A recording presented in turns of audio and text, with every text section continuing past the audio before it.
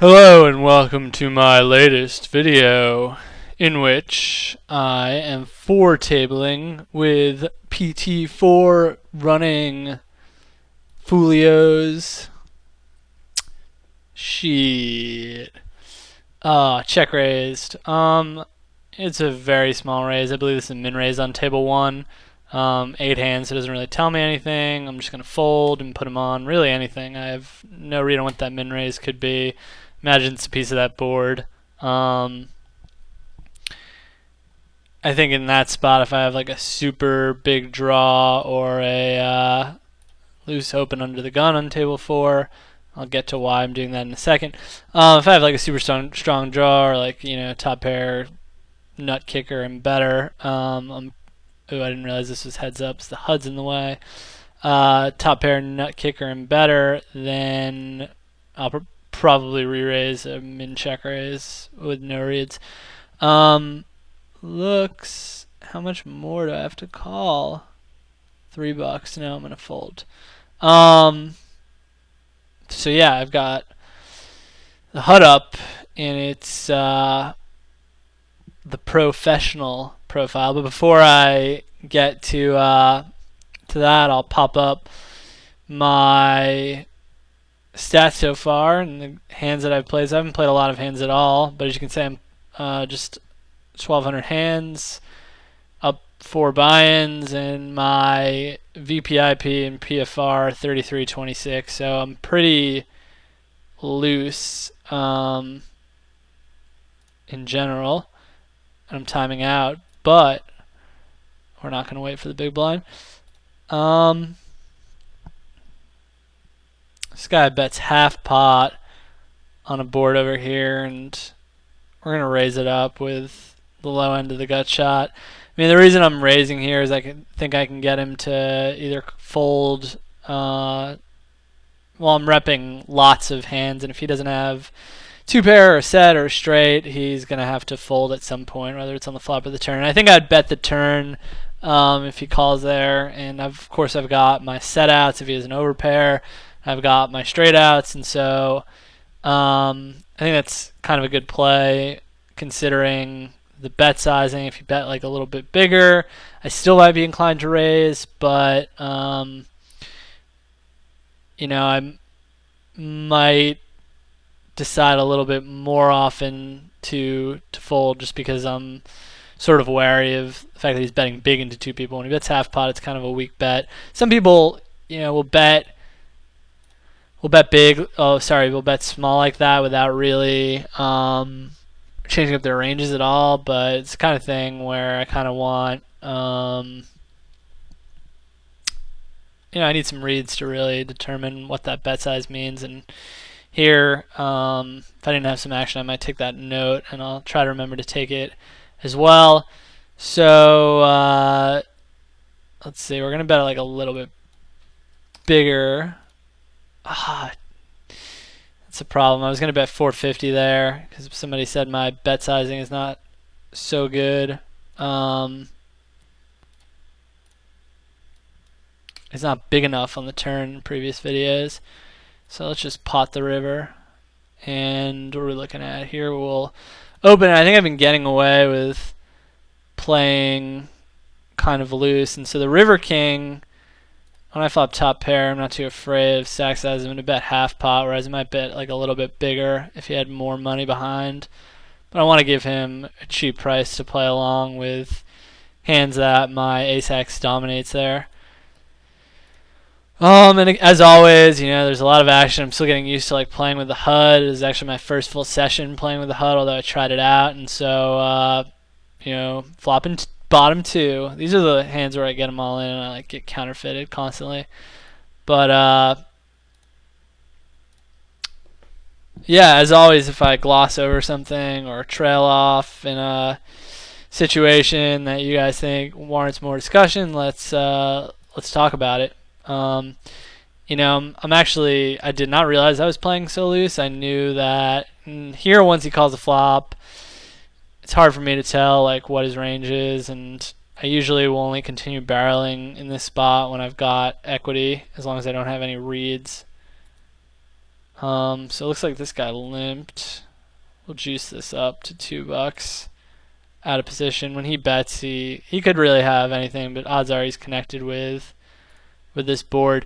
The thing that I like about the fact that I'm playing like a little bit looser than I thought was it allows me to even pop up to even get a little bit more saucy in general, because now I kind of like I've played a lot of hands with Mama Cool J, and if he calls there, I mean he's got a pretty tight range because he's only playing 17-15, and I've got these wonderful stats to call up. So it's like, where is it? I mean, I don't even know where call 3-bet is. Like folded 3-bet after raising. I mean, he's all right. So he's folding tons. So if he calls there, he's got like a nut hand. So it just and again, I can kind of get away with 3-betting this hand against a 19-14, and having the HUD up now makes my decisions so much easier.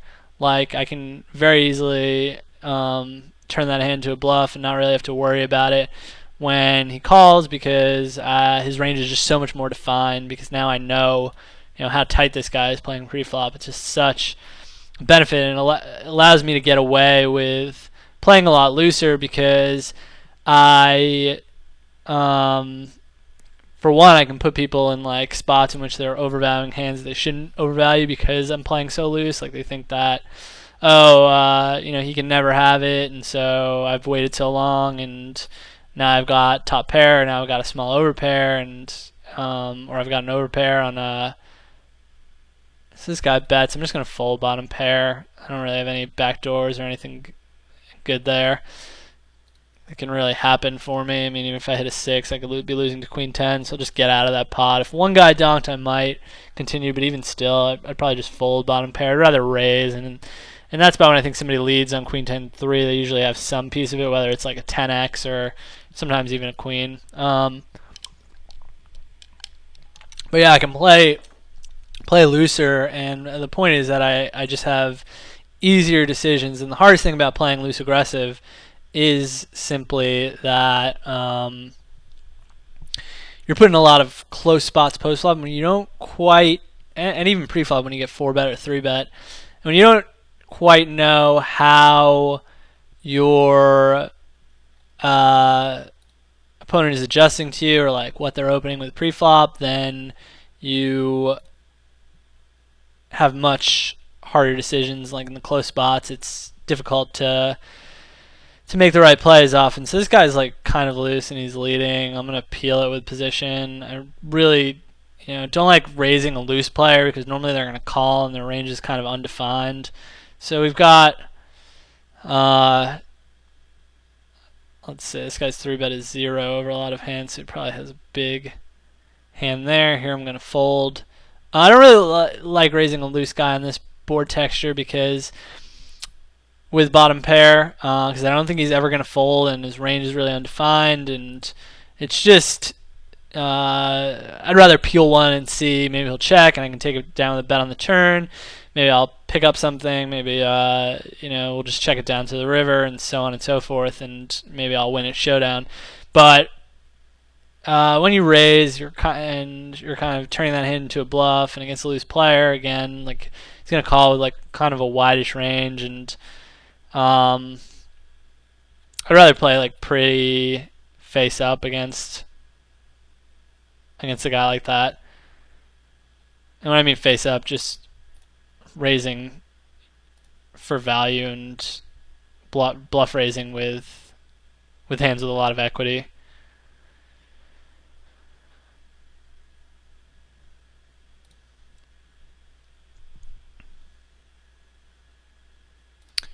So I'm sorry if maybe I don't seem frazzled, but to me I feel a little frazzled, because I'm sort of still getting used to like the HUD being in the way and being able to call it up on the fly, and so bear with me. It's growing pains as I get used to this. I mean, honestly, Poker Tracker 4 is pretty amazing though. It's just such an easy install and pretty easy setup. Oops. No, I don't want to fold.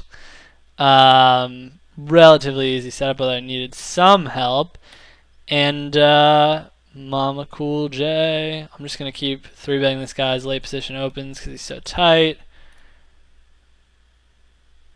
And now when I get called, I can just check fold because his fold to 3-bet after raising super slim. Alright, so I'm just going to bet half pot for value and try and like take down the pot here with my hand that really doesn't want to give him free 6 cards to improve, and he might call me with ace high in this situation, in which case I'm totally cool with that. Here, like, giggles, let's see, how many hands do I even have with this guy? 46. I'm just gonna call once, and he raises me, and I turn a flush, and let's see what happens here. I mean, what's his range for raising? It could be overpairs and so on. Could be bluffs. And let's see. So he's betting. How much is he betting? He's betting kind of biggish. So the question is whether to raise here and try and get him to. I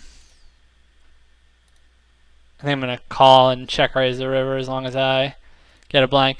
And I'm almost definitely going to check raise this river depending on sizing because he's so loose and because he like limped under the gun. I guess I'm somewhat worried that, I mean, I call the turn instead of check raise to keep his bluffs in. And yeah, there we go. And this is going to be a shove. So I'm somewhat worried on the river that I'm, or on the turn that I'm beat, but not really. You know, if I'm beat, it's by like the nut flush or a full house, and his range is so wide that I'm not too concerned with it. I'm just, you know, I've got a super strong hand against a loose player, basically, who's seemingly like donking flops, kind of getting a little out of line-ish. I think some players might play that spot like a little bit too weak tight, and in general, I think like when you have a hand that's strong, you really just got to be concerned with keeping your hand looking as weak as possible in order to give your opponent room to just bluff more often. So here, if I got let into, I would probably raise because I've got some backup equity, and it's not a super strong draw, but it's decent enough. So is under gun +1. We're gonna 3-bet this hand instead of call. Calling's fine too, but. And against a loose player, I'm probably not going to barrel here. I'm just going to take a freebie. So we'll go the half pot. C-bet, when he calls a raise, I mean, he can have like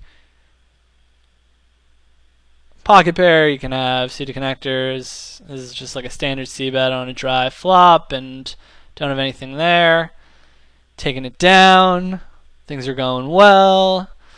Just got finished watching the premiere of Girls. If you guys don't watch that show, it's pretty hilarious. Like, the characters speak exactly like we're gonna do a little 3-bet with this hand rather than calling, try to isolate this loose player over here. A lot of action, so I can't ramble as much these days. I wish I could figure out how much more it is.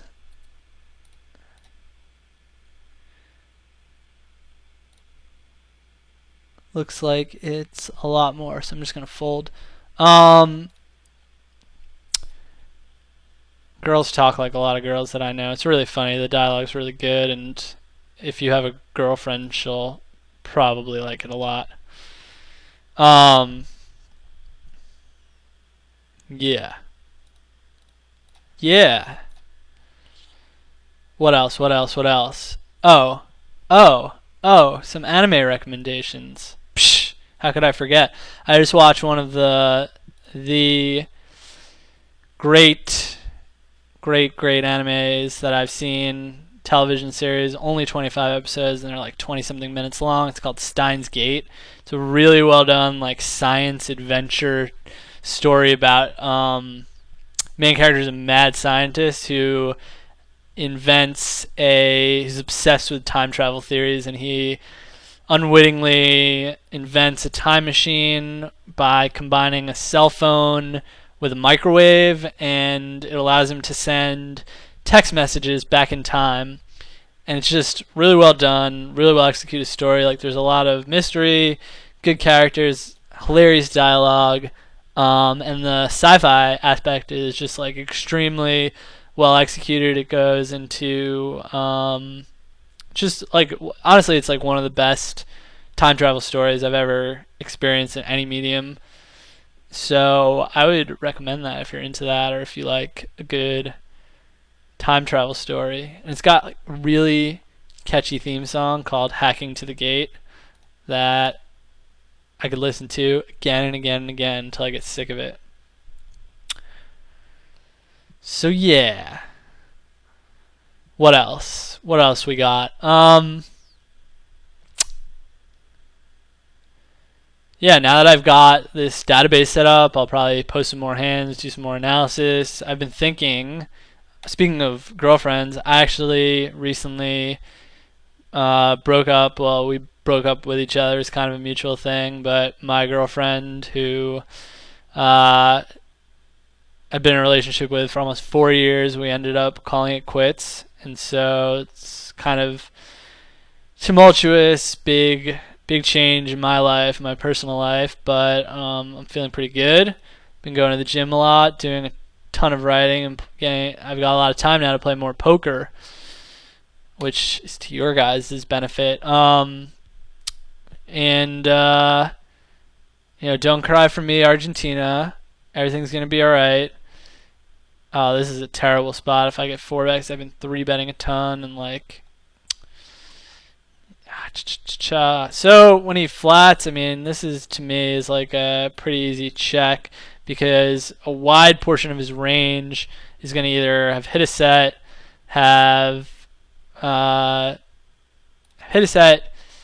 maybe, or hit like some sort of straight draw, and like really the only thing that I can get to fold here is like king queen, maybe, in my opinion. So and the delayed c-bet comes out. He bets really big, so I think like in that spot I'm looking at a hand that was afraid that I was going to check fold the flop, and so checked back like some kind of overpair or nutter hand. But yeah, one thing I've been thinking of, going back to, well, for one, is putting up some blog posts and really reaching out to my audience and putting some poker strategy up. I want to write more about the idea of mastery. I just finished that mastery book. It's amazing. I'm going to recommend it again. Go get it. It's a really, really good read. If you're sort of wondering what to do with your life, or you're a creative person, you want to be more creative, you're some kind of artist, you want to be a better artist, whatever. Really great read. Kind of good book tip for me to happen to find at this phase of my career, which my creative career I would call like as mastery would call a creative active phase. But I want to get back to those ideas that I talked about, like the X skills of poker, the 7 skills of poker. This guy's super loose. I'll go with a c-bet and just see what he does. And the thing about loose players is they still miss the flop a lot, so you can kind of get away with those c-bets with air. You don't have to be too worried about them. Yeah, what was I going to say? Oh, I want to get back to that idea of like the X skills of poker, yada, yada, yada, write some blog posts. And, so one of the skills that I've really gotten extremely rusty that kind of goes hand in hand with improving my game and doing some poker training of my own is my math. I'm gonna rewatch Mathematics of No Limit Hold'em. I say this now, so don't hold me to anything that I say. Bad habits and old bad habits die hard. But I would like to watch Mathematics of No Limit Hold'em again, start to brush on my math, work on my mathematics, and reason being is also somewhat open-ended straight draw, somewhat non-poker selfish, in that this guy like donks small.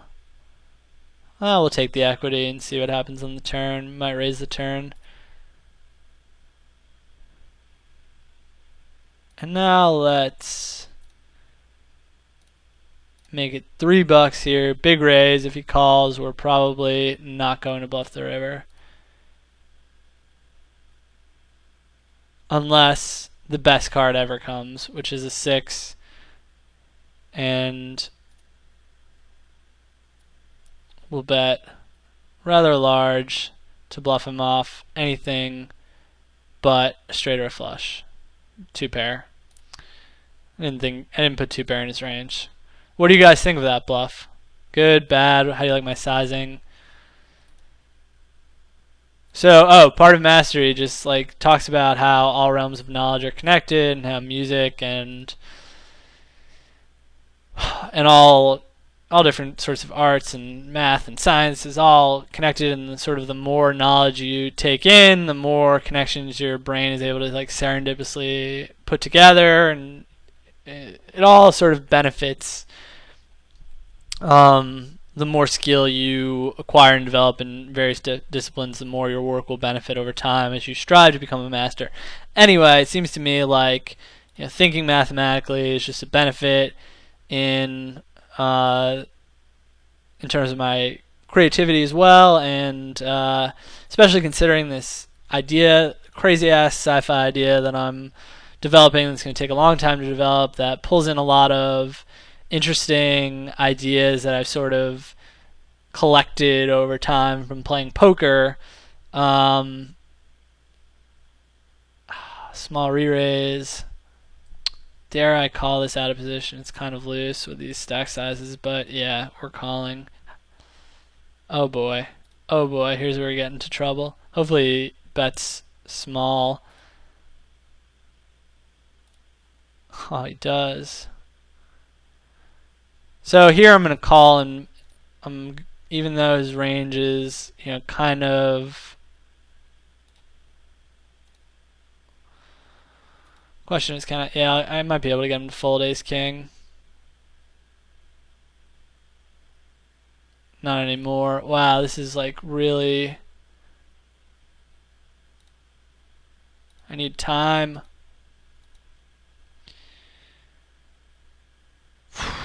Three bet. Where is it?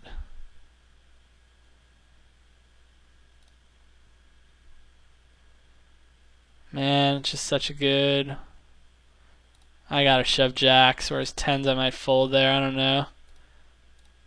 He's definitely like probably back squeezing. Oh wow, so that's just kind of like a result of, in my opinion, of me me 3-betting so often. This guy adjusts by kind of like back raising lower pair.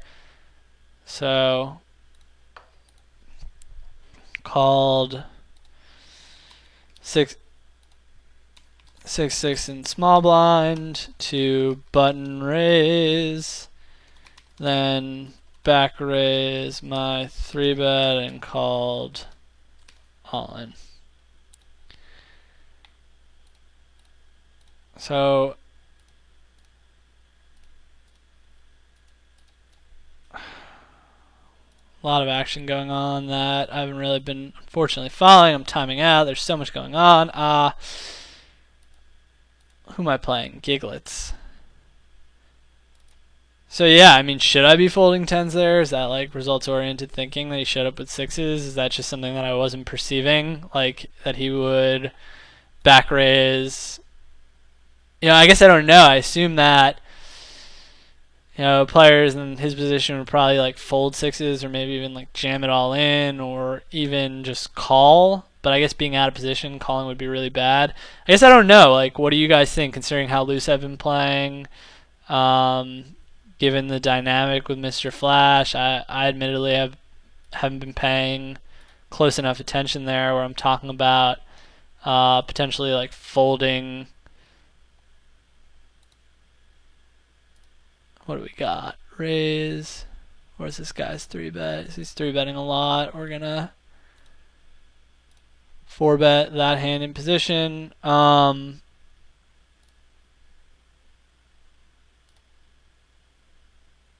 Easy peasy. Yeah, what do you guys think of that hand? Very curious. what you guys would do, and like what range do you jam there, and what do you just fold. So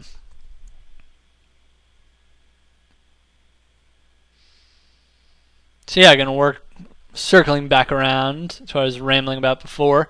Gonna work on my mathematics, hopefully. Gonna put up some aces. Put up some posts about how to develop these skills, and maybe I'll actually be practically working on them now that I have a little bit more time. Maybe not. We'll see. See how I've been on this, or trying to get onto this, like 6 a.m. wake up schedule the past 2 days, because another thing that mastery has done for me is made me extremely motivated to just like practice a lot harder and work a lot more intensely. And so to do that, given how many responsibilities I have, the documentary is like nearing the finish line. I really need to, in order to get in like a lot of writing, and in addition kind of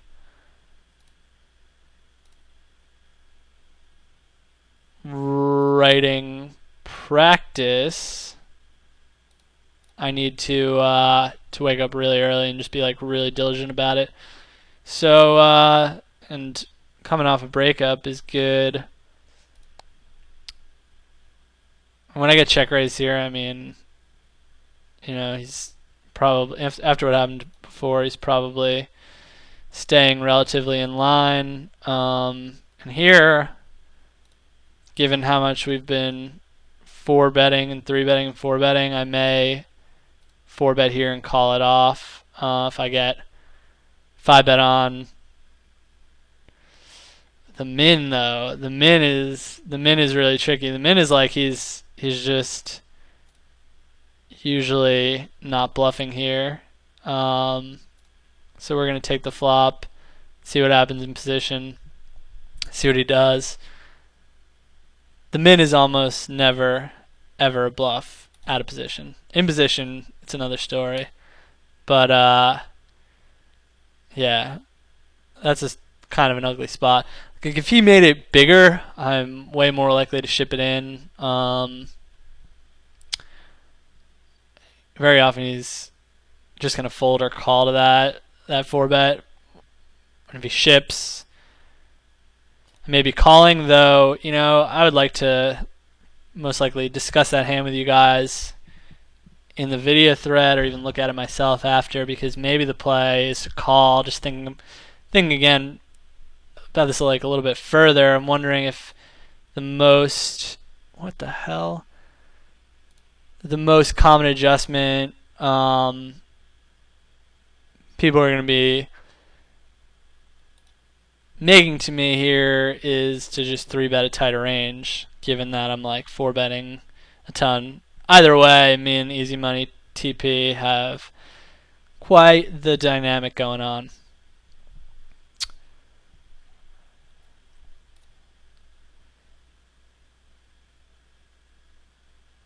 What else? I don't really know. No. Second time that happened.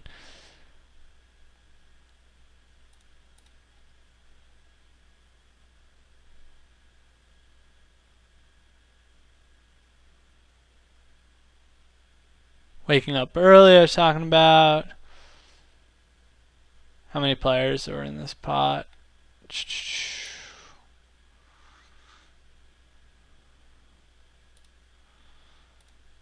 Let's go with a good old squeeze play on the button. As you guys can see, this HUD just unleashed the demon within me. Like, it's crazy. A lot of action on this table. Can I get everyone to fold? Probably not. Somebody's gonna open shove. Punchback is.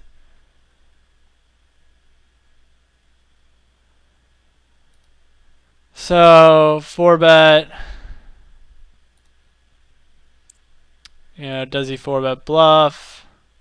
He's probably got a 4-bet bluff. This one's a tough one. Do shove. Do you shove pocket threes, 280 hands, 4-bet after raising, I mean folded 3-bets 50%. I wish I'm gonna muck this one. So I just think he's tight. Although it's very fair to say like that's a tricky situation when you're playing super lag. I shouldn't have folded the king 4 on the button.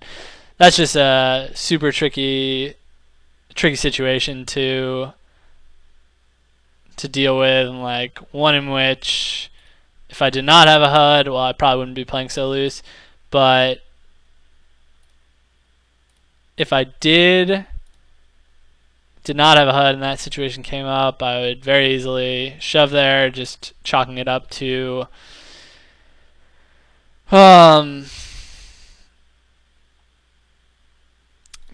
saying that like this guy is playing back at me, and I think that's just a bad play as evidenced by how tight he is.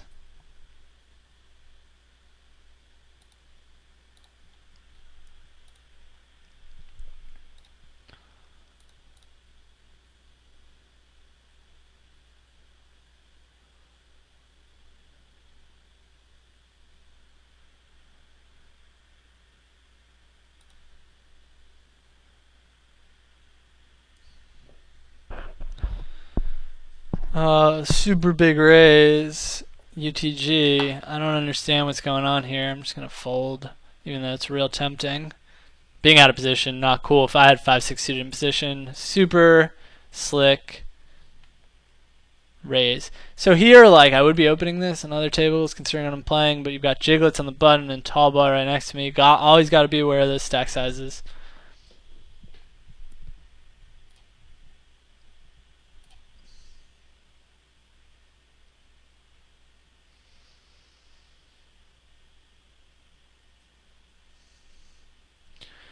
Alright, we'll play this one in position, and we'll flop a set. Because that's what happens when you set up Poker Tracker and you get a HUD. Given that he's not c-betting here, I don't think we're ever looking at a check fold, even though apparently he does. He check folds like the driest board possible. Kind of cray. Excuse me for my liberal use of the word cray instead of crazy. I'm A, trying to mix things up, and B, I just watch girls, and while they don't use cray in the show, it seems like absolutely something that many of their characters would say. So, my apologies.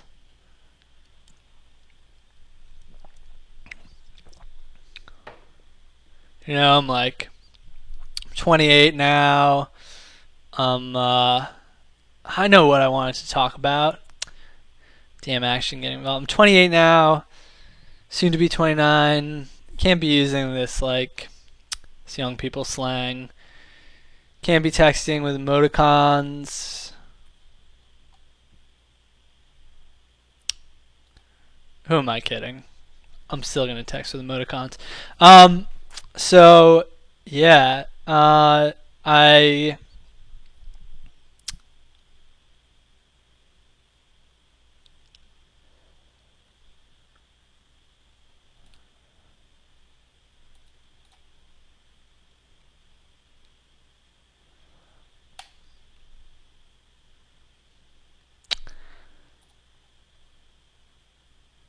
right. Yeah, so today I had this I'm doing this dialogue writing workbook. It's basically like a ton of exercises designed to make you a dialogue writing machine. A veritable David Mamet. One of the exercises is really simple. It's basically find 3 or 4 random people, ask them a question, ask them all the same question, and record what they say, and then you have to transcribe it and sort of answer some questions about like the tone, the sort of punctuation of their speech, and you learn a lot about how real people sound by listening to them. and thinking hard about this stuff, about sort of the rhythm of their speech and so on and so forth. But I realized this is an awesome way and just like an awesome way to meet girls. And so I went around the neighborhood, going up to cute girls and explaining to them that I'm doing a dialogue writing exercise, and I want to ask you what your earliest memory is. Do you mind if I record your answer? And this, believe me, you guys, you can steal this and feel free to use it. It is a guaranteed hit because it's odd, confusing. You can ask them leading questions, and it just gives you a good excuse. So like, it's a good icebreaker. One of the things that I've been doing, this is a recent breakup, but one of the things I've been doing is sort of dusting off the rust with regards to this could be a bet and a bet on the river too. Even though he's like loose, let's go for it. Let's make a tiny bet and try and get him to fold like a deuce. The looser they are, the easier they fall sometimes because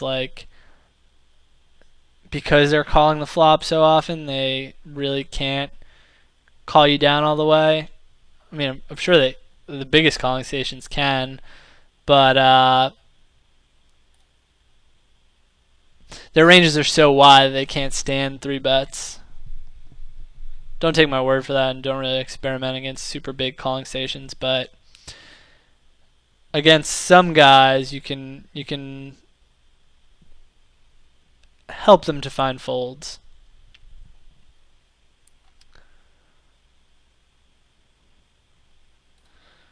But honestly, at these stakes, I mean, I wouldn't really be getting too out of line with that stuff.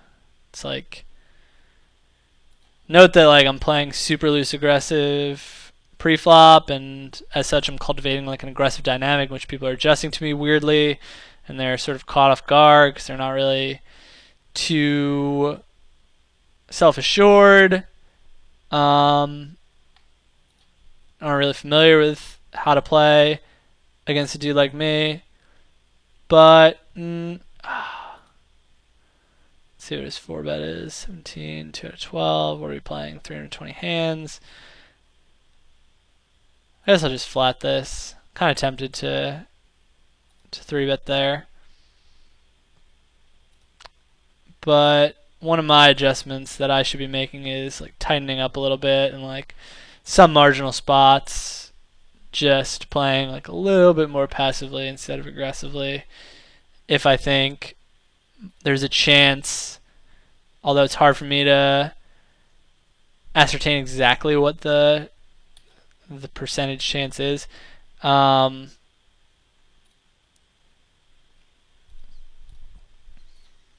I'll peel one to the small bet here.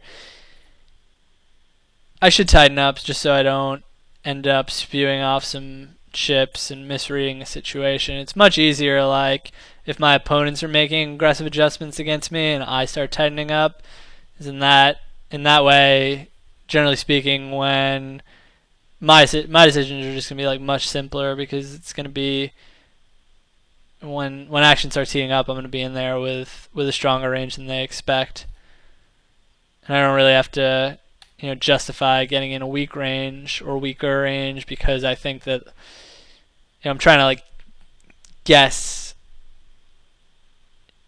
how often these guys are making these aggressive adjustments against me, whether it's like 4-betting me light, back raising with pocket sixes, etc. and so on.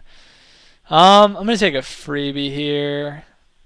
So I think maybe I can get him to bluff on the turn, control the pot. I don't really have a super strong hand here. So can I get him to fold? Like, no, I can't get him to fold a straight. Probably can't get him to fold 2-pair. I can't really get him to fold anything, so I'm just going to check and hope I win.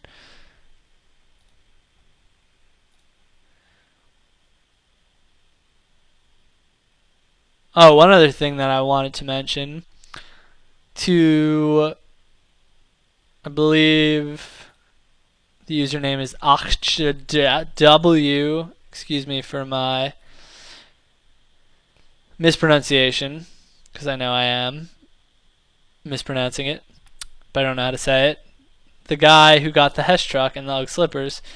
I am genuinely sorry that I did not figure out how to sit in the same seat, but I looked for it and I couldn't find the option to sit in the same seat at every table. So if somebody can guide me on how to do that better, I'm sorry if I'm moronic and just couldn't figure out something like super simple, but I'll definitely rectify that in forthcoming videos if it's really easy. I just really hate this software, but I kind of love my HUD now, and as I get better with it, these sessions are just going to be more and more fun.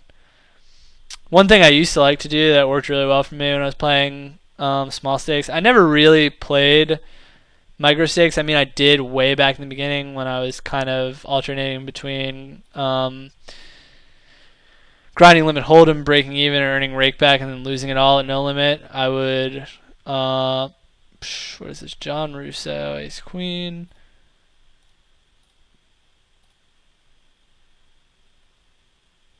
I would, sometimes have to play micro stakes to build back up my my bankroll. But normally, I think I played like 50-cent dollar, 1-2 in my early grinding years or whatever.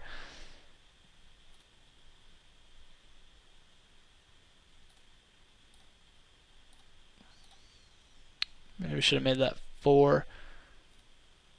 But one thing that worked for me pretty decently well when I was playing the stakes was to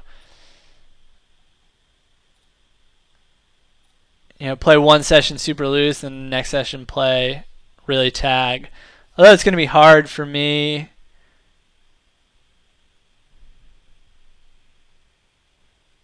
this guy's kind of tight, so I'm going to call and try to get his money post flop. I'm not really thinking about folding, but I'm mainly thinking about how to keep his range as wide as possible. So when I 3-bet here, and plus I can't flop a set. So basically, I mean, I'm just gonna check call the flop and hope he either continues bluffing, betting his overpair, or picks up a pair himself with an ace or a king or ace queen or a queen king or whatever. How much did he bet here? I don't even know, but we're just going to go all in.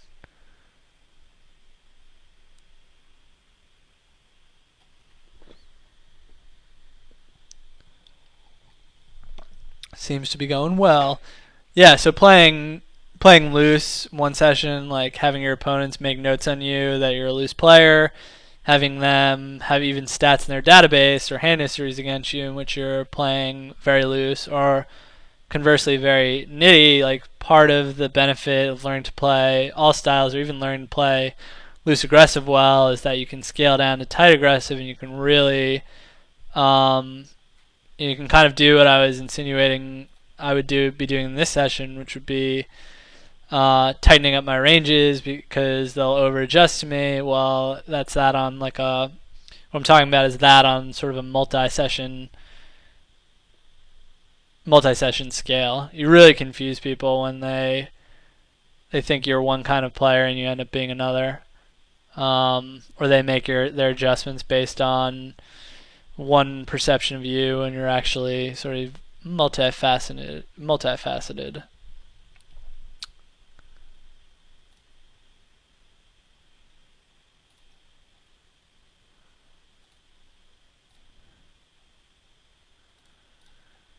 We'll go about one more orbit.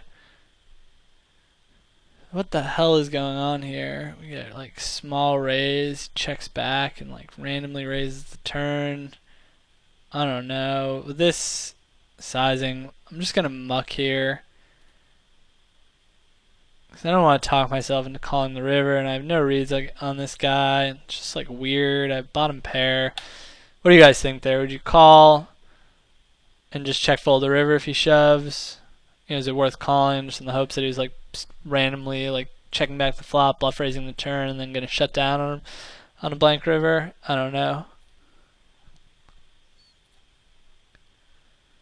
See, lots of these like tiny spots where I'm like feel like my brain's like a little wishy-washy. I'm not quite sure what people are thinking anymore. I'm just kind of rusty. Trying to figure out like what that means when a random checks back the flop and makes a raise on the turn on a seemingly innocuous card. Is it more likely? And when they're playing like, all right, well, yeah, this situation, he's 180 over 11 hands. He's playing with a weird ass stack size amount. Like, what is it more likely that he's just spaz out bluffing, or that he slow played some crazy good hand on the flop? Let's see what this guy's.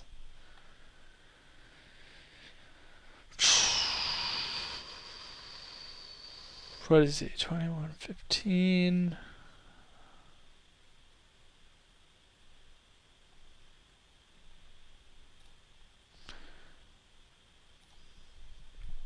Let's try to bluff. We're gonna try to bluff this guy off. I don't know, pocket tens, pocket nines, pocket eights. Didn't work. He's got an ace or a king.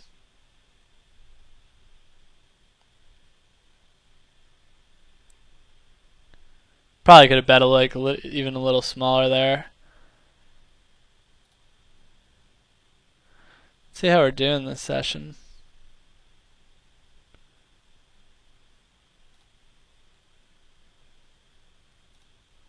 How the hell can I even tell? Today. No, that's not right. Oh, because it just turned. So I'm up 15. It's like midnight now. 1584 plus 33. So I'm up like a buy-in. Not bad. Actually thought it was more.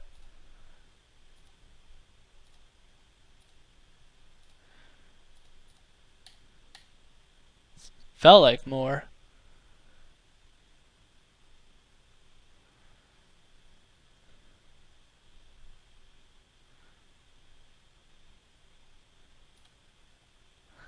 We'll play this one multi-way.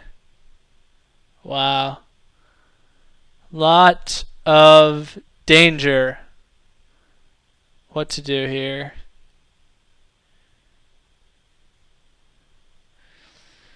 Wow. I'm almost tempted to just like stick this in, but I don't really think I have any fold equity against pot size c bet. I'm drawing to like the ass end of the straight and a really terrible flush draw. I don't mind folding there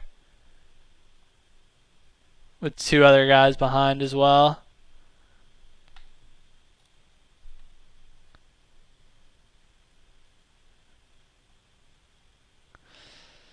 Yeah, I guess one last thing before I wrap up. What, if any, what other videos on DC are you guys watching right now? I kind of want to watch I want to watch a couple series if I have time.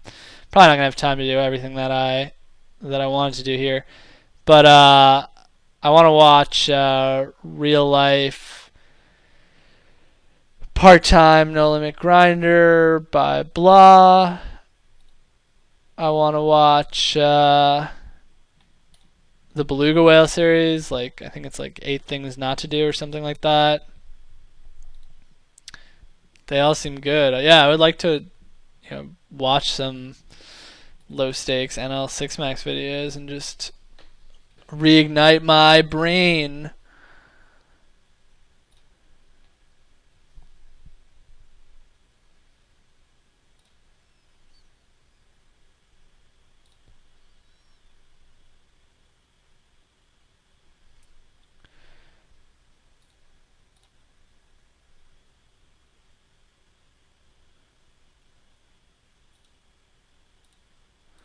Alright, looks like getting timed out all over the place. But in the meantime, let's see what the old bankroll is up to on our path to the nosebleeds. Huh. 66605. So we're up like $160. Not bad. Sign of the devil, 666. Could mean good things, could be a terrible omen. Time will tell.